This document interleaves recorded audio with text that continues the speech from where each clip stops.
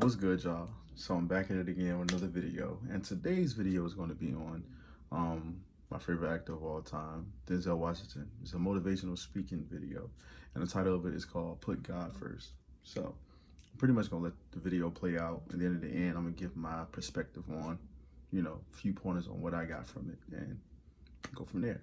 All right, so let's get into it.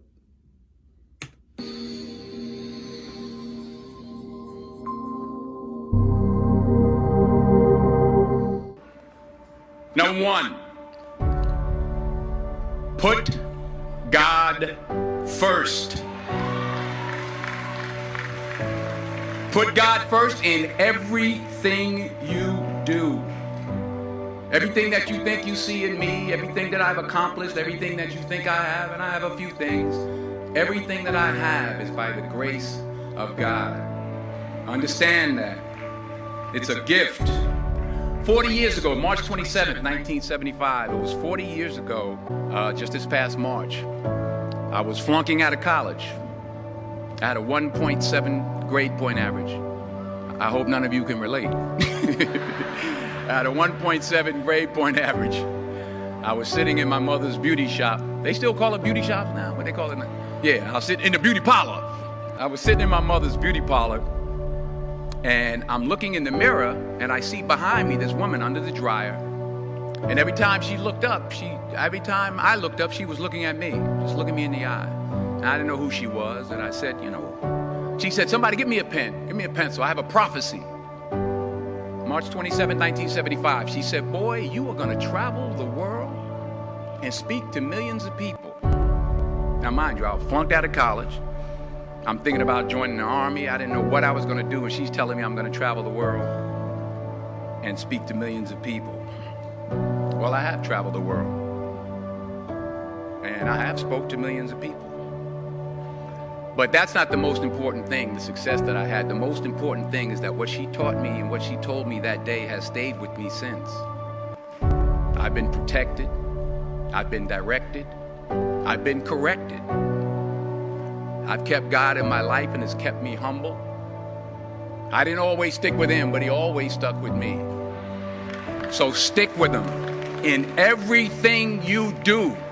If you think you want to do what you think I've done, then do what I've done and stick with God. Number two, fail big. That's right. Fail big.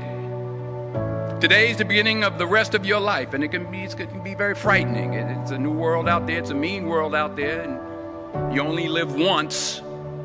So do what you feel passionate about. Take chances professionally. Don't be afraid to fail. There's an old IQ test, was 9 dots, and you had to draw 5 lines with a pencil within these 9 dots without lifting the pencil. The only way to do it was to go outside the box. So don't be afraid to go outside the box. Don't be afraid to think outside the box. Don't be afraid to fail big, to dream big. But remember, dreams without goals are just dreams, and they ultimately fuel disappointment. So have dreams, but have goals. Life goals, yearly goals, monthly goals, daily goals. I try to give myself a goal every day. Sometimes it's just to not curse somebody out. Simple goals, but have goals. And understand that to achieve these goals, you must apply discipline and consistency. In order to achieve your goals, you must apply discipline, which you've already done, and consistency every day, not just on Tuesday and miss a few days. You have to work at it every day. You have to plan every day. You've heard the saying, we don't plan to fail, we fail to plan. Hard work works. Working really hard is what successful people do. And in this text, tweet, twerk world that you've grown up in. Remember, just because you're doing a lot more doesn't mean you're getting a lot more done. Remember that. Just because you're doing a lot more doesn't mean you're getting a lot more done. Don't confuse movement with progress. My mother told me, she said, yeah, because you can run in place all the time and never get anywhere. So continue to strive, continue to have goals, continue to progress. Number 3, you'll never see a U-Haul behind a hearse. I'll say it again. You'll never see a U-Haul behind a hearse. I don't care how much money you make, you can't take it with you. And it's not how much you have. It's what you do with what you have. We all have different talents. Some of you will be doctors, some lawyers, some scientists, some educators, some nurses, some teachers. Yeah, okay. Some preachers. The most selfish thing you can do in this world is help someone else. Why is it selfish? Because the gratification, the goodness that comes to you, the good feeling that I get from helping others, nothing's better than that. Not jewelry, not big house I have, not the cars, but it's the joy. That's where the joy is, in helping others. That's where the success is. Finally, I pray that you put your slippers way under the bed tonight, so that when you wake up in the morning, you have to get on your knees to reach them. And while you're down there, say thank you for grace. Thank you for mercy. Thank you for understanding. Thank you for wisdom. Thank you for parents. Thank you for love. Thank you for kindness. Thank you for humility. Thank you for peace. Thank you for prosperity.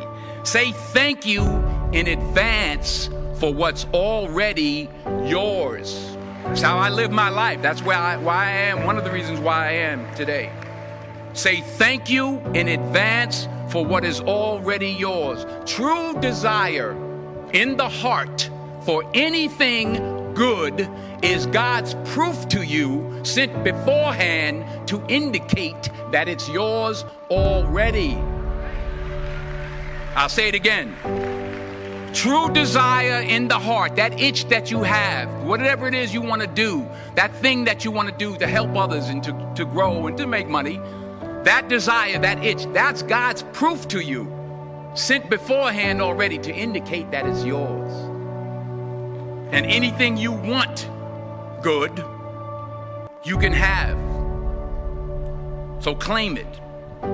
Work hard to get it. When you get it, reach back. Pull someone else up. Each one, teach one. Don't just aspire to make a living. Aspire to make a difference. The video's over now. That was a powerful, touching video, of course. It's Denzel Washington, you know. Just the way he talked, the way he projected his voice, and the passion behind it, you know. So I took a couple pointers on what I got from it. So, of course, the first thing was put God first. So, you know, that's just pretty much plain and simple for what it says. You know, you put God first, and it's like, you know, what you do for God, God will do for you. So it's like that's important in life to, you know, live through God. You know, want to do his will. Make sure you define your purpose of who you are and what you do in life. And then, you know, another thing he talked about was about a prophecy who was speaking over him, some lady at a salon or something like that. And, you know, a couple of these things happened to me when I was growing up. You know, me being spoken over my life and whatnot, talking about how I'm going to be wealthy and talk to millions of people and bring all these people into positivities and things like that. So that's always been over me. And then another thing I put was, oh yeah, success, and me just being successful in life. So that's another thing. The second point he made was like fail big. So it's like in life you have to fail in order to win. So if you never failed in life, then you would never know how to learn from it. Everyone has failed before. Every single one, everybody. And it should teach you a lesson to get back up and never fall again. But we have moments where we do fall again, but you shouldn't want to stay there. So that's the lesson that failure should teach you. And you take chances, you take risks. So risks are important. Make sure you take the right risk that's going to put you in the right place and take you into the take you to the right right places that you want to be in life.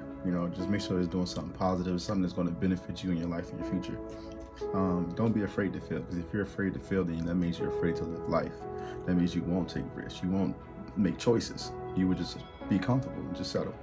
You don't want to do that. You have to be afraid to take, you can't be afraid to take risks, dream big. And then like he said, dreaming big is important, but dreaming big, I think he said something like dreaming at all,